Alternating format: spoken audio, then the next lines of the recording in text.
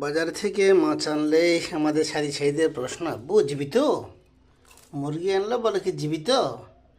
এখন মাছ এনেছি, ওরা অ্যাকুরিয়াম বানাইছে, এখানে ওরা জীবিত রাখবেই। এখানে আছে টাকি মাছ, শিং মাছ, ভালোই লাগে, আর একটু স্বচ্ছ হলে ভালো হতো।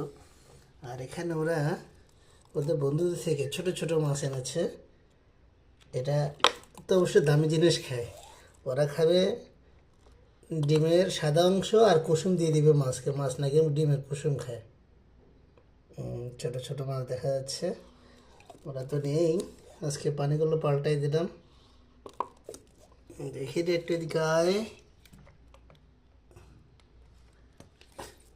নিচের দিকে আছে, যাক বেঁচে থাক।